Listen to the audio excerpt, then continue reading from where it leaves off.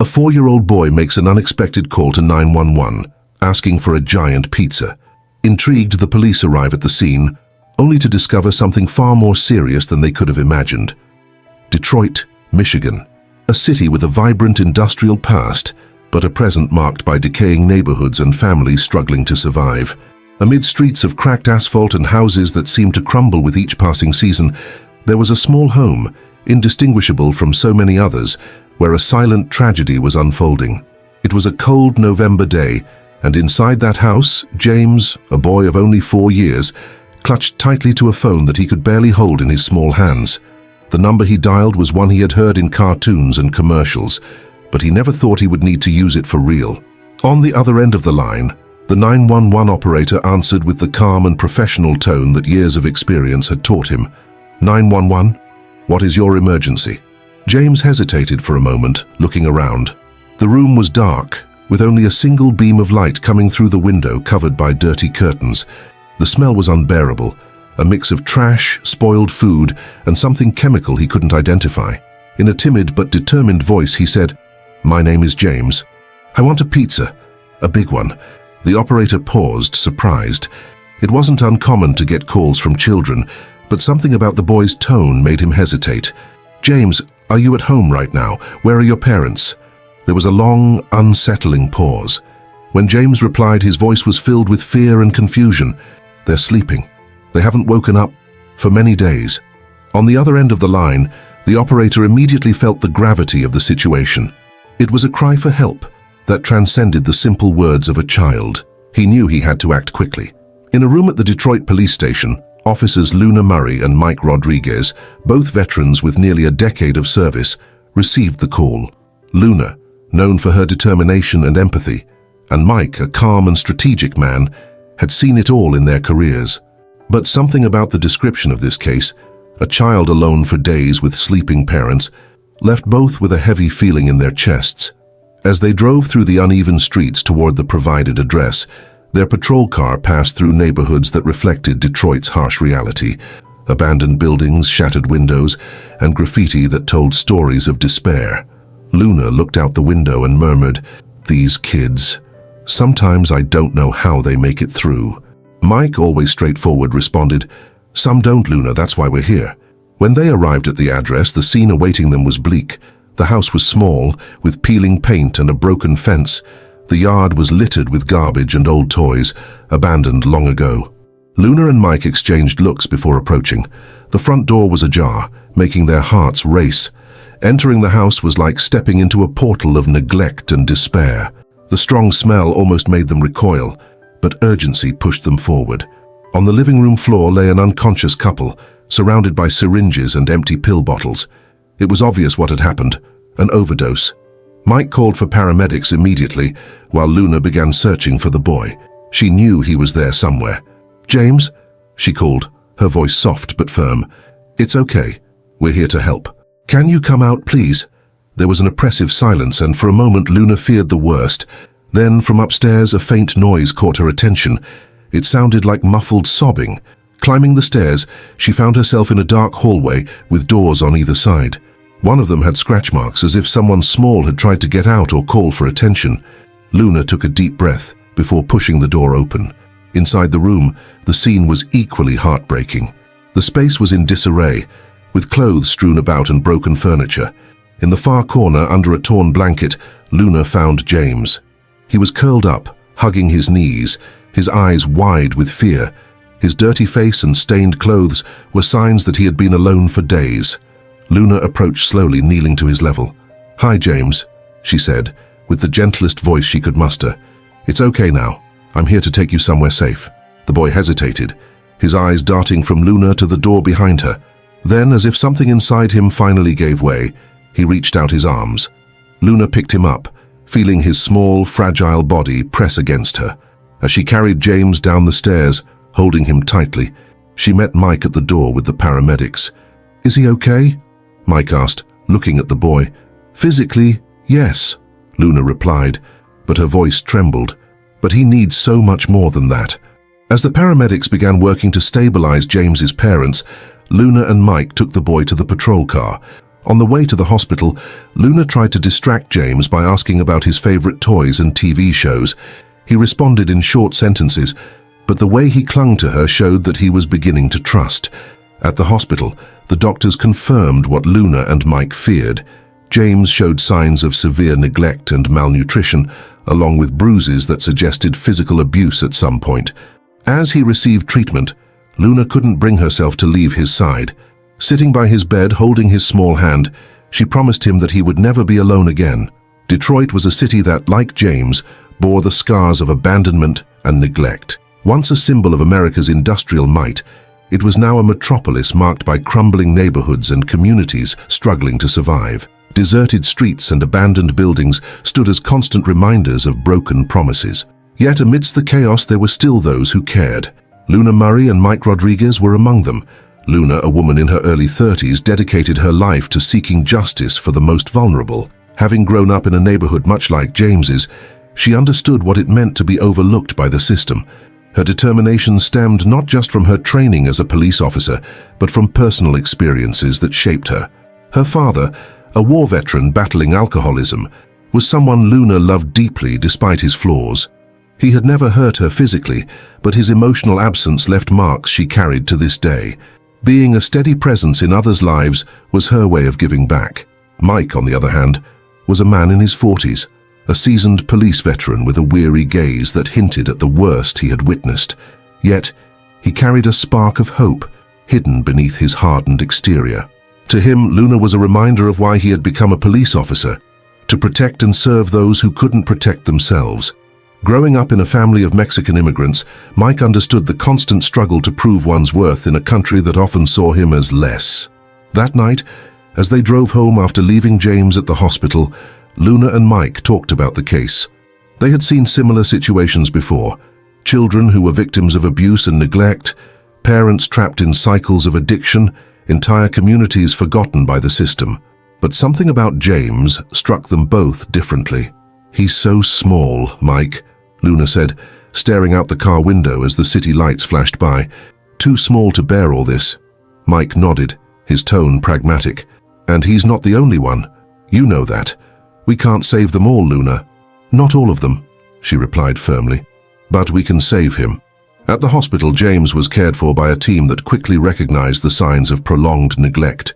He was malnourished, with bruises that suggested a mix of mistreatment and chronic carelessness.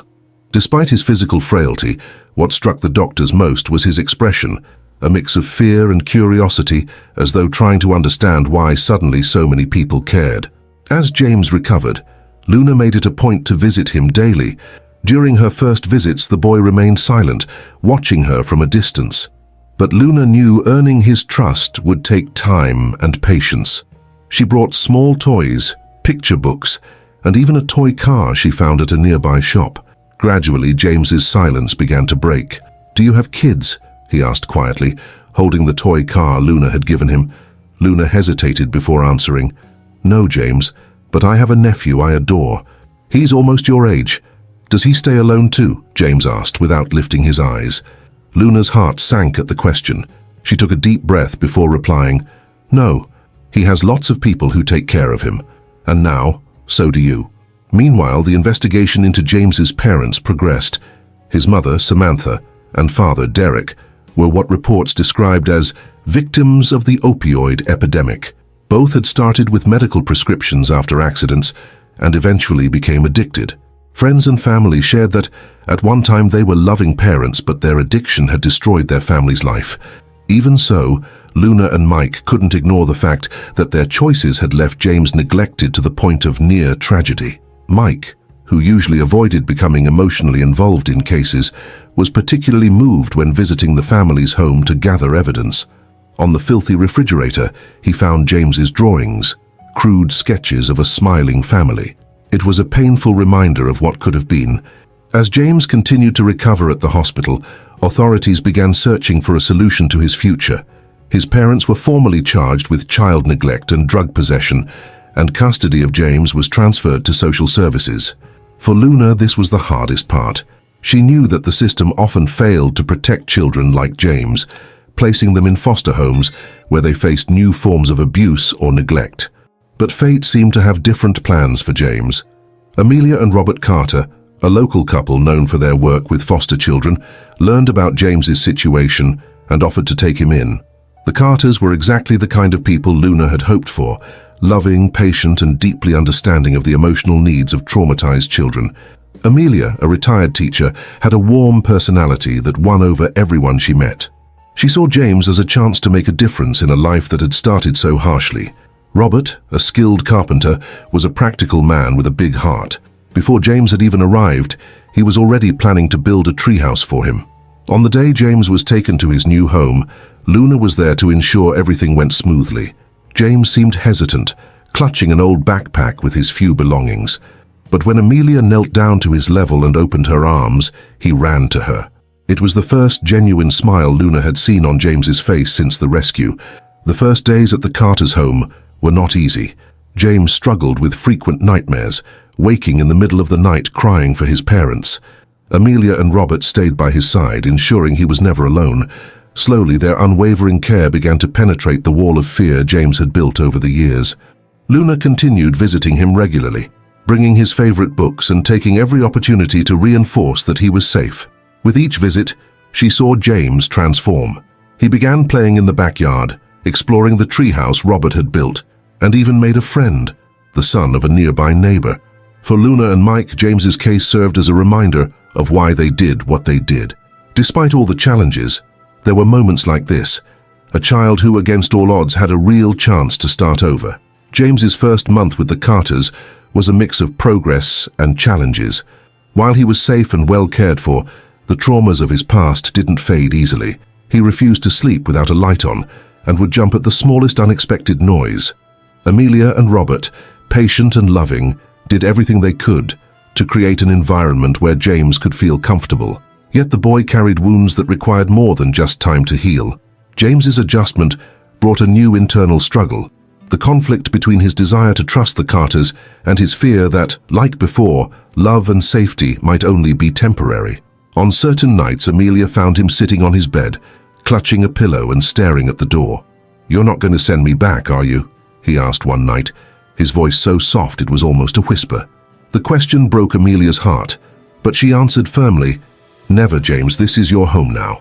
As James worked to adapt, Luna and Mike continued to follow the case involving his parents. Samantha and Derek faced criminal charges and awaited trial. Both had survived their overdose, but remained deeply entangled in their addiction. Samantha, in particular, showed signs of remorse.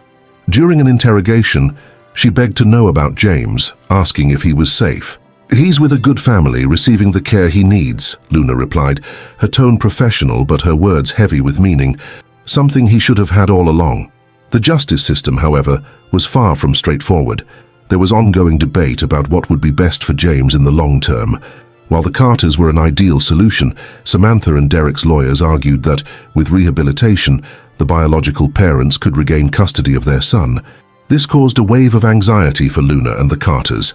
They knew that, despite any stated intentions, the reality was that James might be placed back into an unstable environment. Amid these uncertainties, Luna made it a priority to spend more time with James, not just as a police officer, but as an emotional mentor of sorts. During one of her visits, she took him to the park. As the boy played with other children, Luna noticed how he was starting to show traits of a typical child: spontaneous laughter, curiosity, and even stubbornness, like when he insisted on staying on the swings a bit longer. But the shadow of his past was still present. When another boy tripped and fell near him, James recoiled, raising his hands as if expecting a scolding or worse. Seeing this, Luna felt a pang in her chest and silently promised to do everything in her power to protect him. Meanwhile, Luna and Mike's involvement in the case became increasingly personal. They knew their role as officers was to ensure justice, but James had become more than just a statistic or a name on a report. For Luna especially, he was a reminder of why she chose this profession, to make a difference where it mattered most. Yet this emotional connection carried risks. Luna knew she had to maintain professionalism, even as the case grew more complicated. Things became even more tense when Samantha filed a petition to visit James. While visitation wasn't guaranteed, the mere fact that Samantha was attempting to reconnect with her son sent ripples of uncertainty. Amelia and Robert were worried it could disrupt James's progress, and to Luna, it felt like a direct threat to the boy's well-being. Despite her reservations, the legal system had its own rules, and the decision was out of her hands. During this time, Luna also began to wrestle with internal conflicts. Watching James thrive in his new home brought her immense joy, but also raised questions about her own life. She spent so much time caring for others that she rarely reflected on herself.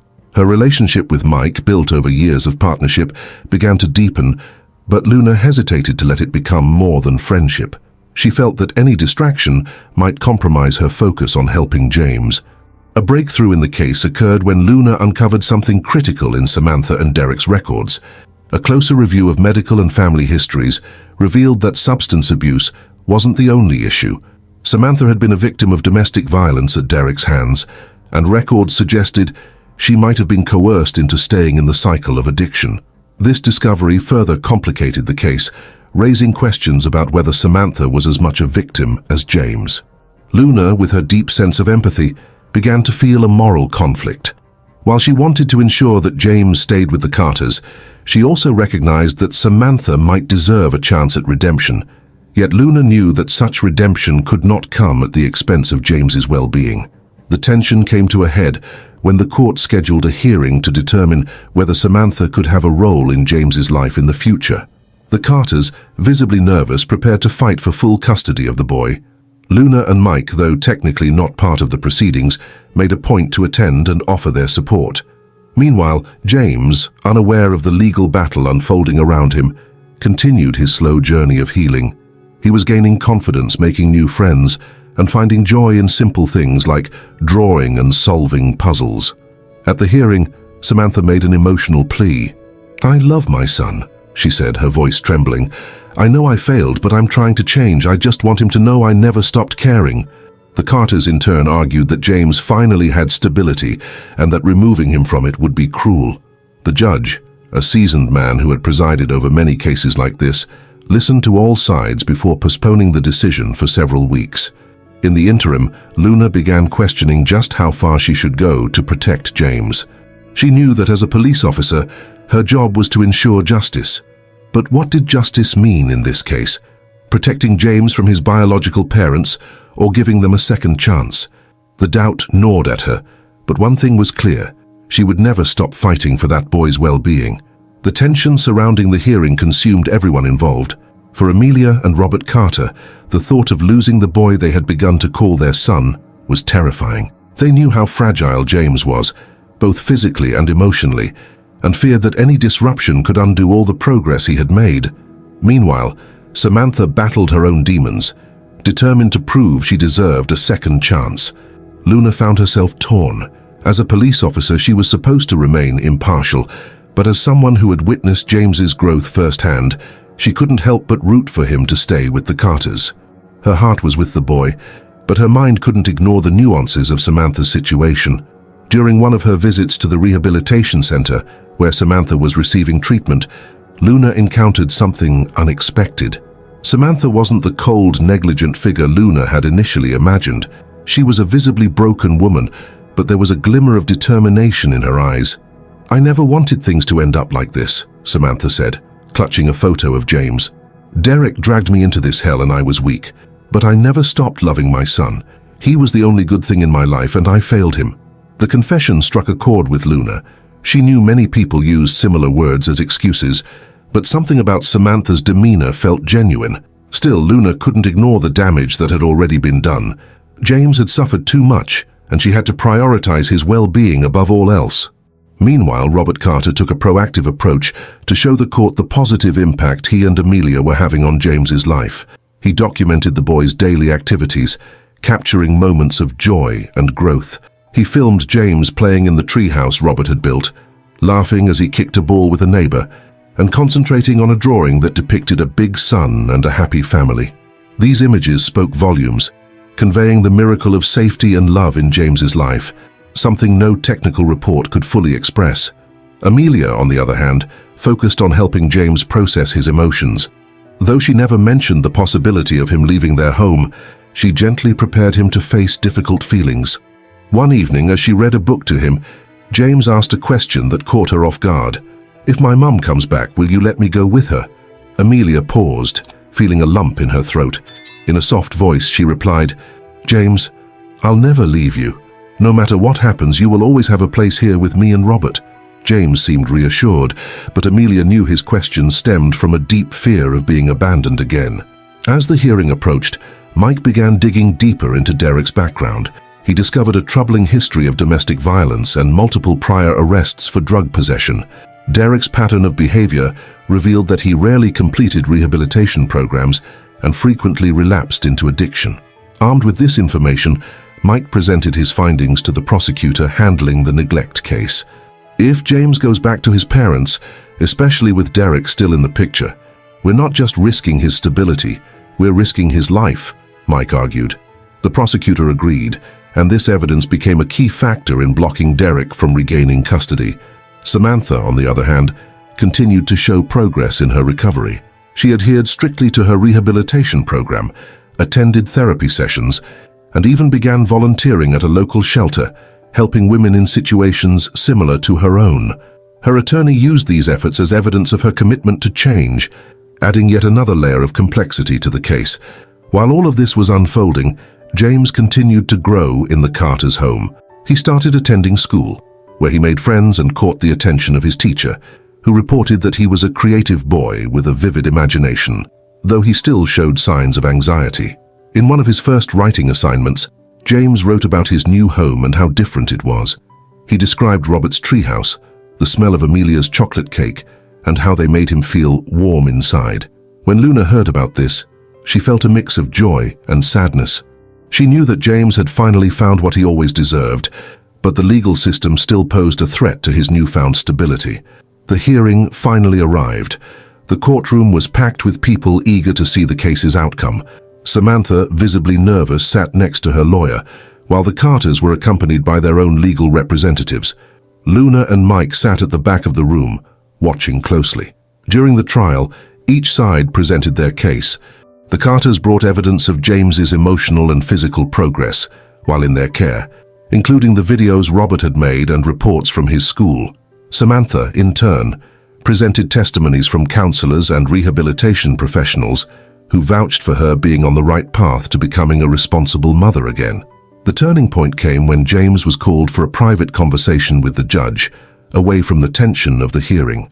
At just 4 years old, his words would be considered but interpreted carefully. In a secure environment, the judge asked James about his current life and his feelings toward the Carters and his biological mother. "I like where I am now," James said, holding one of the toy cars Robert had given him. "They take care of me and I'm not scared at night anymore. But I still love my mommy." James's simple and honest words captured the case's complexity. He was happy and safe with the Carters, but he still felt an emotional bond with Samantha. The judge, visibly moved, closed the session, promising to make the best decision for James's future. As everyone awaited the verdict, Luna approached Samantha in the hallway. There was something in her expression that Luna couldn't ignore, a mix of pain, hope, and regret. "Whatever happens here today, you have to keep fighting," Luna said. "For James or for yourself. He deserves the best, and that starts with you being the best version of yourself."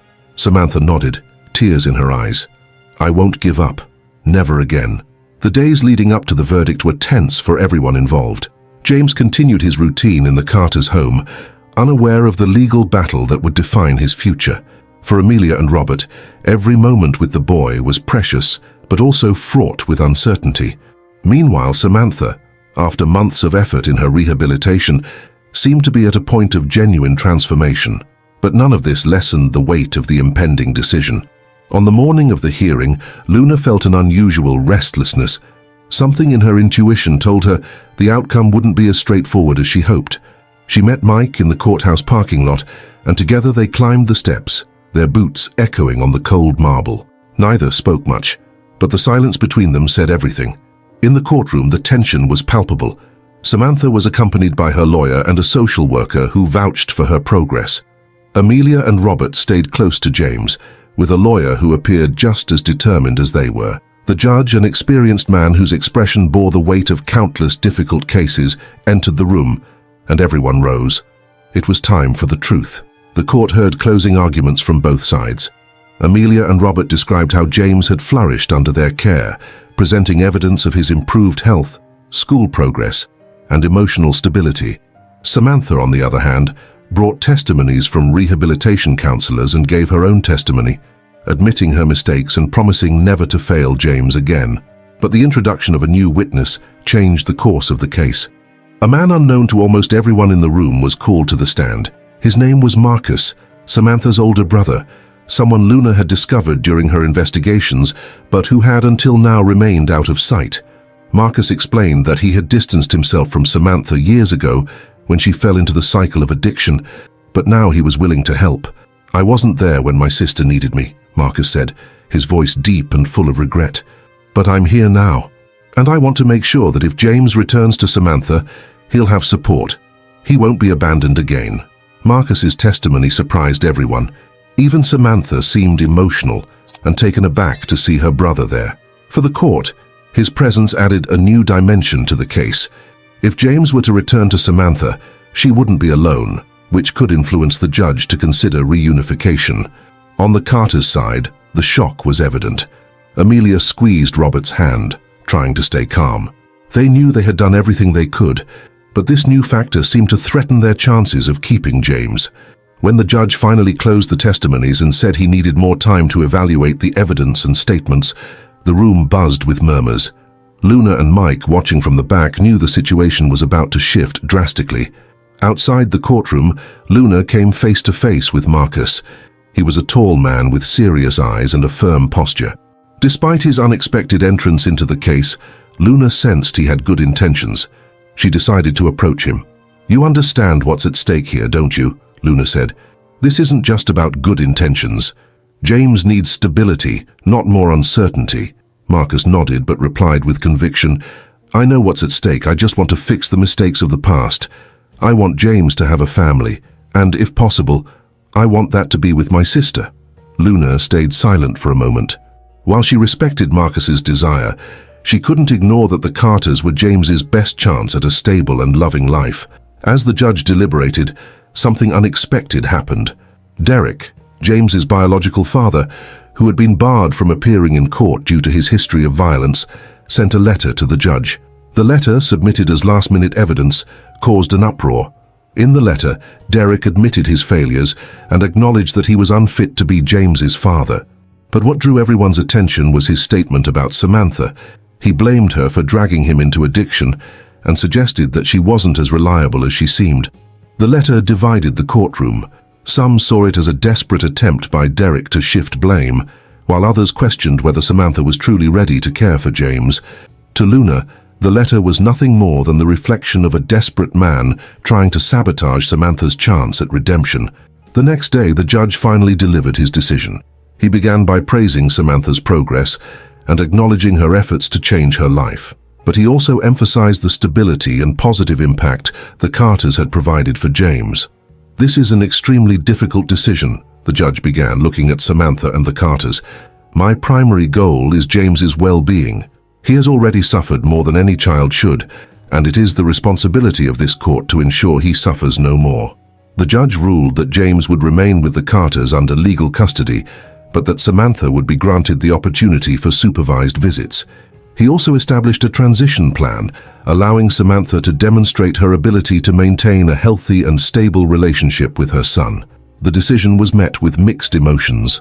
Amelia and Robert were relieved that James would remain in their home, but they knew the fight wasn't over. Samantha, though visibly disappointed, promised herself she would do everything she could to prove she was worthy of being in James's life.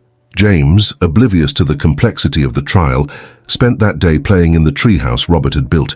To him, that place was a symbol of safety and happiness, something he had never known before coming to the Carters' home. For Luna, the outcome was bittersweet.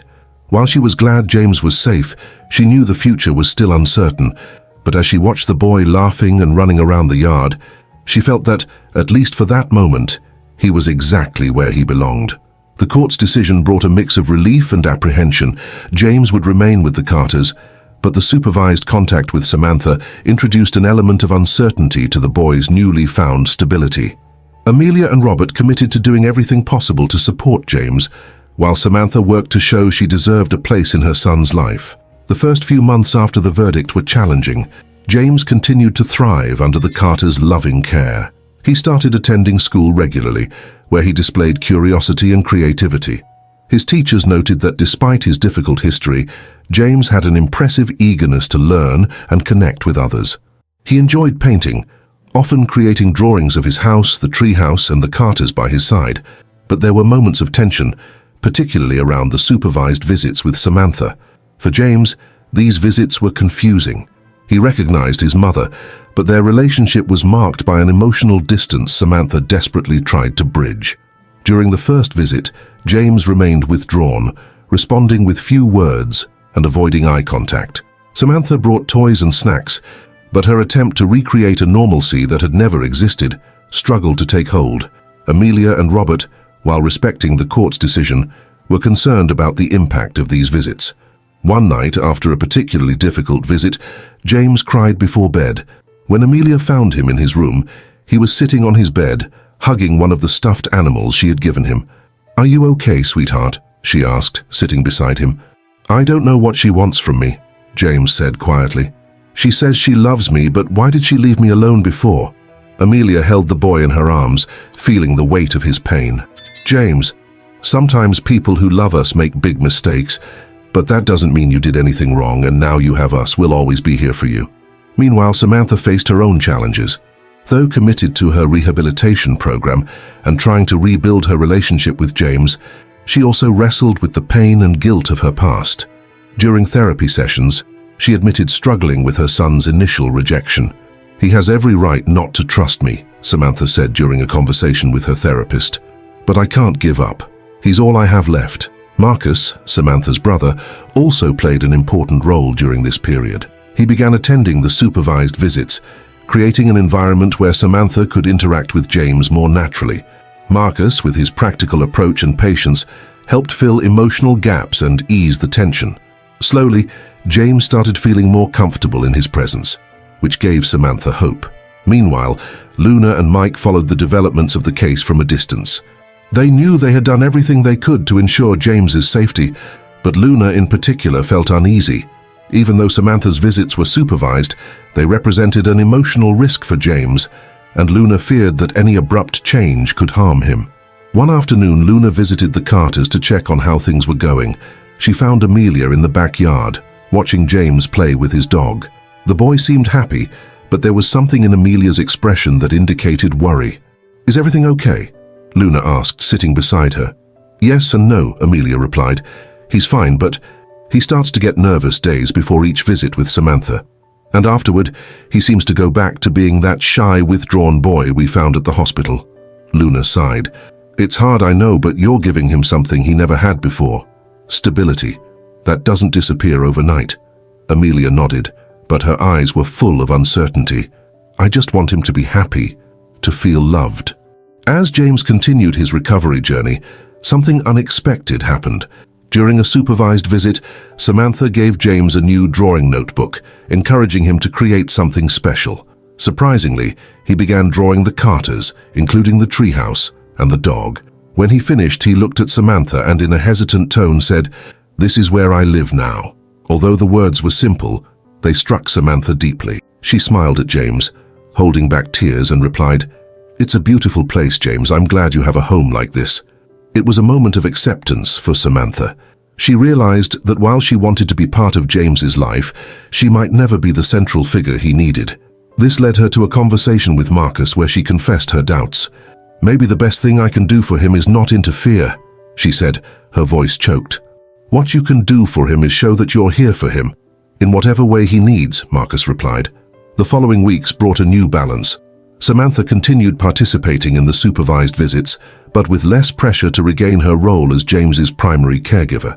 She began supporting the decision for James to stay with the Carters, even if it meant giving up full custody. Meanwhile, James continued to grow and adapt. With the security provided by the Carters, he began exploring new interests, from building things with blocks to helping Robert with small carpentry projects. Each day was a testament to his resilience and the strength that love and stability could provide. Luna, watching from afar, felt she could finally rest. James's case wasn't just a legal victory, it was a reminder of the impact that acts of compassion and determination could have on a life. As the months passed, James began to show significant change. Each day in the Carters' home he seemed more secure, confident, and joyful. The stability and unconditional love that Amelia and Robert provided were the foundations of his recovery. However, the path to healing was not linear. Nights still brought occasional nightmares. Sometimes James woke up crying, calling for Amelia or Robert, who would quickly comfort him. Other times he stayed silent, curled up under the blankets until the soft light from the hallway reassured him. These moments reminded everyone of how much he had suffered and how long the healing process would be. But on the other hand, there were daily victories. James began developing a special bond with Robert, who involved him in small backyard projects. Together they built a birdhouse that James painted blue and yellow. He proudly displayed his work, showing it to everyone who visited the house. These practical activities helped James develop confidence in his abilities while strengthening his bond with Robert. Amelia, for her part, nurtured James's creativity, encouraging him to paint, draw, and write short stories. One afternoon, while tidying up the papers on his art table, she found a drawing that deeply moved her. In it, James had drawn 3 figures holding hands, himself, Amelia, and Robert, all with big smiles. Above them he had written, "My family." James's progress was also evident at school. Once shy and withdrawn, he now participated more in group activities and made friends easily. His teacher, Mrs. Haynes, often commented on his vivid imagination and passion for learning. One day James was chosen to present a project about animals, and the confidence with which he spoke about wolves surprised everyone. Amelia and Robert were in the audience, clapping proudly as James smiled shyly. However, the supervised visits with Samantha remained a challenge. Although James was starting to feel more comfortable around her, their bond remained fragile. During one of these visits, Samantha brought an album of old photos, showing pictures of James as a baby. He looked at the photos with curiosity, but also a certain detachment. Samantha noticed this, but instead of insisting, she said something that demonstrated her acceptance of the situation. "You have a good home now, James, and that's what matters." This moment marked a turning point for Samantha. She realized that while she wanted to be more present in James's life, her priority should be supporting his well-being above her own desires. This understanding brought Samantha a sense of peace, and she began to see her relationship with her son as an opportunity to show love in other ways, without forcing a connection he wasn't yet ready to have. As James moved forward, his story began to have a broader impact on the community. The case caught the attention of local organizations, which mobilized to offer more support to families in crisis. Inspired by her experience caring for James, Amelia started collaborating with these groups, offering advice and support to other foster parents. Robert, in turn, began crafting custom furniture for children's shelters, donating his time and talent to help other kids in similar situations. Luna, who continued visiting the family occasionally, was also deeply affected by James's journey. She became more actively involved in programs combating child neglect and assisting families in underserved communities. In one such initiative, she organized an awareness event with the support of the local police, highlighting the importance of reporting cases of abuse and neglect. One afternoon during one of these visits, Luna found James playing in the backyard. He ran up to her with a piece of paper in his hand. "Look what I made," he said excitedly. The drawing showed a police car with Luna at the wheel, while James sat in the back holding a giant pizza. Luna laughed at the detail and hugged him. "You're such an artist, James. I'm so proud of you." But the greatest proof of healing came at Christmas. The Carters decided to celebrate the holiday in a special way, inviting close friends and people who had been part of James's journey, including Luna, Mike, and even Samantha and Marcus. James helped decorate the house, hanging lights and carefully choosing the perfect spot for each ornament. He even insisted on placing the star on top of the tree, climbing on Robert's shoulders to reach it. When evening came, James eagerly opened his presents. But what touched him the most was a gift from Luna. She had brought a box of miniature police vehicles, including a replica of the car she drove. "So you'll never forget that you can always count on me," Luna said. James smiled and hugged her tightly. "I'll never forget." Samantha, watching the scene from afar, realized something in that moment. She saw that James was surrounded by people who loved him and would help him grow. For the first time, she felt a sense of redemption, even if it wasn't in the way she had imagined. As everyone gathered around the table for dinner, James stood up from his chair and asked to speak. "I just want to say thank you to everyone. You're my family now." The simple but meaningful words brought tears to everyone's eyes. For James, that moment was the confirmation that he was finally in a place where he was loved and valued. Amelia and Robert exchanged a look, knowing that his small speech was the greatest reward of all. For Luna, it was proof that compassion and determination could change lives. And for Samantha, it was the acceptance that, even from a distance, she could love her son and root for his future. The boy who had once made a desperate call for help was now surrounded by people who would never let him face the darkness alone again. The following year brought significant changes for James, who continued to grow in safety and love with Amelia and Robert. Life in the Carters' home had stabilized, but the shadow of the past still lingered occasionally.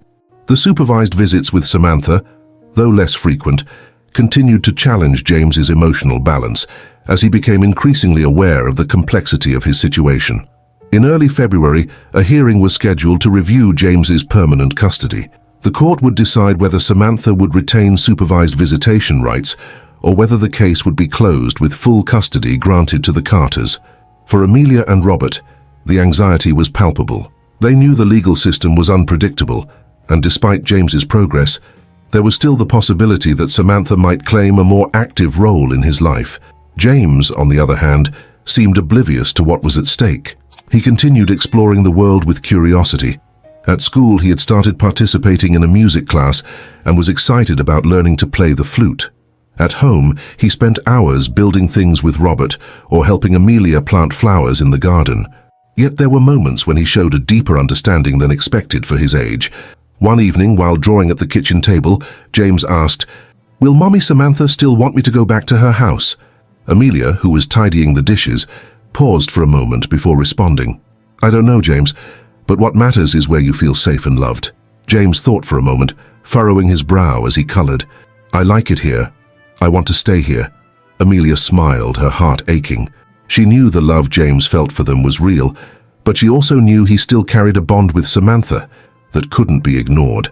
As the hearing approached, Luna and Mike became involved in the case again. Although their official role had ended, they couldn't completely walk away.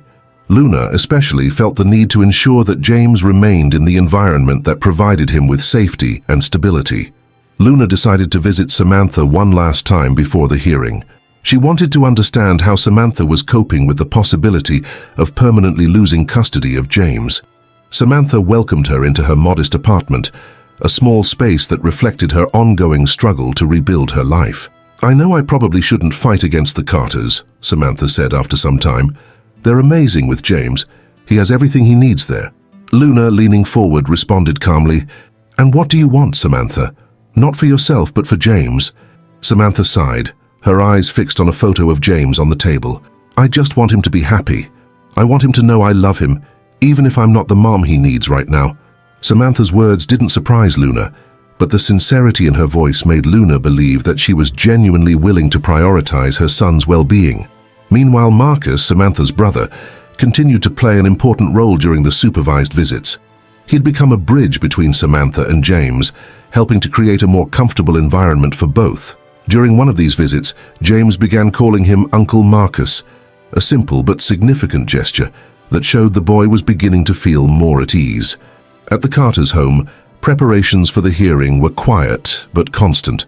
Amelia began organizing a folder with all the documents, photos, and records that demonstrated James's progress under their care. Robert reviewed the statements they would give in court, ensuring nothing was left out.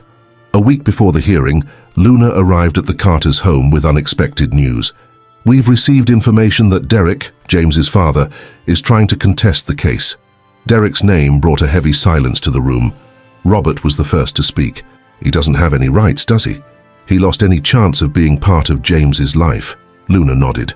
"Technically, yes, but he could cause problems, especially if he tries to argue that Samantha should have more involvement with James." The news reignited Amelia and Robert's fear of losing James, Although the case was strongly in their favor, they knew that any interference from Derek could complicate things. That night, as Amelia tucked James into bed, she felt the need to reaffirm their bond. Sitting beside him, she held his small hand. "James, you know how much we love you, right?" He nodded with a sleepy smile. "I know, Mommy." It was the first time he called her Mommy. Amelia felt a wave of emotion but kept her composure. She kissed his forehead and turned off the light, allowing herself to cry silently as she closed the door. Over the next week, Luna and Mike worked tirelessly to monitor Derek's actions. Although he was not legally allowed to be involved, the mere mention of his name in the case posed a risk. Luna managed to gather evidence that Derek was still involved in criminal activities, information that could be presented in court if necessary. When the day of the hearing arrived, the tension was palpable. Amelia and Robert entered the courtroom with James, while Samantha and Marcus sat on the opposite side. Luna and Mike, though they had no official role that day, were present to offer support.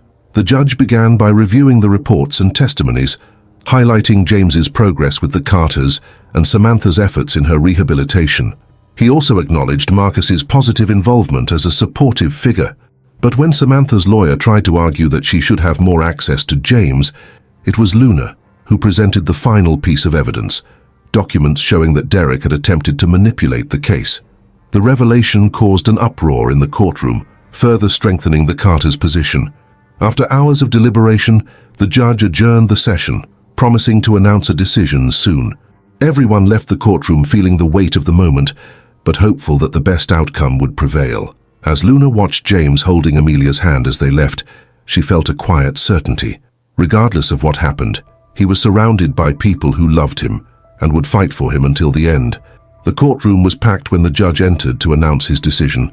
The air was tense, each breath heavy with anticipation. Amelia and Robert held hands, while James sat between them, playing distractedly with a toy car. On the other side, Samantha and Marcus waited in silence, their expressions anxious. Luna and Mike, seated at the back of the room, watched everything closely, ready to intervene if necessary. The judge, a man with a serious and weary expression, began by reviewing the main points of the case. He highlighted James's significant progress under the Carters' care, the loving environment they had created, and the importance of the stability he had found in their home. But he also recognized Samantha's efforts to rehabilitate herself, noting that her participation in the supervised visits had been positive and without incident. "This case is undoubtedly one of the most difficult I've ever had to judge," the judge began, his deep voice resonating through the room. "On one hand, we have adoptive parents who have given this boy not just a home but love, stability and security. On the other, we have a biological mother who is working to rebuild her life and repair the damage of the past. What is at stake here is not just legal custody, but the future of a boy who has already suffered more than any child should." Amelia held her breath as Robert squeezed her hand. Samantha leaned slightly forward, her face tense with expectation. "After considering all the evidence, testimonies, and most importantly, James's best interest," the judge continued, "I have concluded that permanent custody will be granted to Amelia and Robert Carter." Relief immediately washed over Amelia's face. Tears streamed down before she could stop them. Robert smiled discreetly, gripping her hand even tighter. James, oblivious to the gravity of the moment, simply looked at them and smiled, sensing their happiness even if he didn't fully understand what had happened. The judge, however, wasn't finished. He turned to Samantha with a tone of compassion mixed with firmness. "Samantha, I want to acknowledge the progress you've made. It's evident that you love your son and are doing everything you can to change your life. Therefore, this court orders that you continue to have supervised visits, with the possibility of review in the future, provided you maintain your current progress." Samantha lowered her head, clearly struggling with her emotions. Marcus placed a hand on her shoulder in a silent gesture of support. The hearing was adjourned, but the impact of the judge's words would resonate in the lives of everyone present. Outside the courtroom, Luna approached Amelia and Robert to congratulate them. James ran up to Luna holding his toy car. "You came," he said excitedly. "Of course I did, champ," Luna replied, crouching down to his level. "Today is a big day." Amelia and Robert thanked Luna for all the support she had provided during the process. Luna, however, simply smiled and said, "You two did the impossible. All I did was ensure the truth was heard." Meanwhile, Samantha and Marcus left quietly through a side door. Samantha knew that while the outcome wasn't what she had hoped for, it was still a chance to remain in James's life. In a brief conversation with Marcus, she admitted, "Maybe this is the best place for him right now. I won't stop fighting, but I'll respect what he needs." The court's decision brought a sense of closure but not finality. Life continued, and James still had much to overcome. That same day when they arrived home, Amelia and Robert organized a small celebration with friends and neighbors who had supported their journey. Balloons decorated the living room, and a table filled with James's favorite foods awaited him. During the party, James asked to play in the treehouse with his friends. Amelia and Robert watched from the yard as the boy ran, laughed, and played like any child his age. "Look at him," Robert said, wrapping an arm around Amelia. "It's hard to believe he's the same boy we met a year ago. He always had this inside him," Amelia replied with a smile. "He just needed a place to bloom." Later that night, as they were tucking James into bed, he said something that took them both by surprise. "You're the best parents in the world," he said sleepily. Amelia and Robert exchanged glances, their emotions welling up. For them, those words meant more than any court decision ever could. Meanwhile, Samantha found a way to cope with her emotions after the hearing. With Marcus's support, she focused on continuing her rehabilitation and building a life that James could one day be proud of. She began working at a shelter for women in vulnerable situations, sharing her story as an example of resilience and change. Though she knew she might never reclaim the role of James's primary caregiver, she was determined to be a positive influence, even from a distance. Luna, on the other hand, felt a mix of joy and relief with the case's resolution. James's path had been difficult, but he now had a real chance to grow surrounded by love and security. For Luna, this was the greatest reward. She returned to her work with a renewed sense of purpose, determined to help more children like James. James's journey was a reminder that even in the hardest circumstances, there was hope. The boy who had started his story with a desperate phone call was now living the childhood he had always deserved. The sun was rising in Detroit, casting a golden light over the Carters' home. In the backyard, James's treehouse glistened under the morning dew, a symbol of his new life. It was another ordinary morning for Amelia and Robert, but an extraordinary reminder of how their lives had changed since James arrived. Amelia was in the kitchen making pancakes, while James ran through the hallway with a toy car, laughing loudly. Robert, used to the boys' morning energy, helped set the table for breakfast. Despite the seemingly calm routine, the journey to this point had been anything but easy. James was a transformed child. He still bore the scars of his past, but now he had the emotional tools and the love of a family to help him face them. At school, he was known as a curious, creative, and imaginative student. His teachers often praised his resilience, noting how he engaged with his peers and excelled in art projects. Amelia and Robert continued dedicating time and attention to ensuring James never felt alone. While the supervised visits with Samantha still occurred, James now saw them differently. He understood that he had a permanent place with the Carters and that Samantha was part of his story, but didn't define who he was now. One afternoon, while drawing at the kitchen table, James asked Amelia, "Mom, can I make 2 drawings today?" "Of course, sweetheart. Why 2? She asked, slicing apples for him. "One for you and Dad because you're my family, and one for my mommy Samantha because I want to show her I'm happy." Amelia felt a lump in her throat, but smiled. "That's very kind, James. I'm sure she'll love it." The balance between the 2 parts of James's life was delicate but functional. Samantha, with Marcus's support, continued working on maintaining her rehabilitation and her connection with her son. She knew James was in the right place, but also understood she could still contribute to his happiness, even if in a limited way. Meanwhile, Luna and Mike kept track of James's progress from afar. Luna, in particular, felt a deep connection with the boy and visited the Carters' home whenever she could. During one of these visits, she brought a special gift, a toy medal engraved with the words, "Little Hero." "Because you're the bravest of us all, James," she said, placing the medal around his neck. James hugged her tightly, clutching the medal as if it were a treasure. "Thank you for saving me," he said, looking up at Luna with a sincere smile. Those words stayed with Luna for a long time. She knew she had helped James find safety, but she also knew he had saved something within her, her faith in the power of compassion and humanity. Over time, James's story began to inspire people beyond the local community. The case attracted the attention of national organizations dedicated to protecting children from neglect and abuse. Amelia was invited to share her experience at conferences and events, while Robert helped build tree houses for other foster children, a symbolic gesture representing hope and stability. James, for his part, continued to thrive. He got involved in extracurricular activities, from music classes to sports. During a school performance, he confidently played the flute, earning applause from everyone present. Amelia and Robert sat in the audience, beaming with pride. That Christmas, Amelia and Robert hosted another special celebration, gathering friends, neighbors, and even Samantha and Marcus. The house was filled with laughter and lively conversations, and James moved among the guests, offering cookies and showing off his new toys. In a quiet moment that evening, Samantha called James over. She held a simply wrapped gift in her hands. "This is for you, my love," she said, handing him the package. James opened the present and found a handmade photo album. Inside were pictures of him as a baby, some with Samantha and Derek, others with drawings and messages written by Samantha. "I want you to know I've always loved you," she said, her voice trembling. James looked at the album, then at Samantha, and smiled. "I know, Mommy." The moment was brief, but deeply meaningful. For Samantha, it was a way to say goodbye to her role as James's primary mother, accepting that he had found his true family. For James, it was confirmation that despite everything, he was loved in many ways.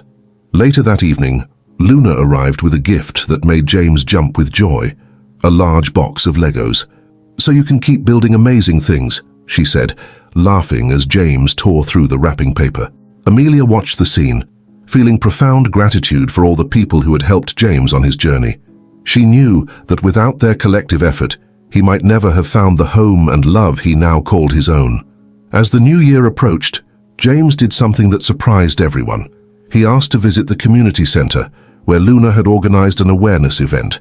During the visit, he saw other children who were going through challenges similar to what he had faced. "I want to help them too," he said, with a seriousness far beyond his years. This desire marked the beginning of a new chapter in James's life. With help from Amelia, Robert, and Luna, he began writing his story on small cards to distribute at the community center. His words were simple but powerful.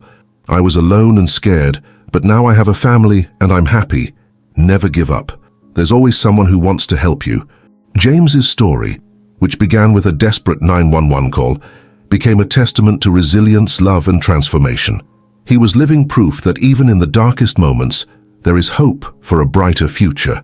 As the lights of Detroit sparkled in the night, James looked out the window of his home, clutching the medal Luna had given him. He was no longer just a lost boy. He was a symbol of strength and overcoming. With the safety of his home and the love of his family, he knew that he was finally where he belonged. If this story touched your heart, and you'd like to keep exploring inspiring and moving stories, don't miss our upcoming videos. Subscribe to our channel and turn on notifications to stay updated on new content that could brighten your path and provide valuable insights. Join us as we continue sharing stories that truly matter. I'm sure the next video on your screen will touch you as well, so click on it now and we'll see you there.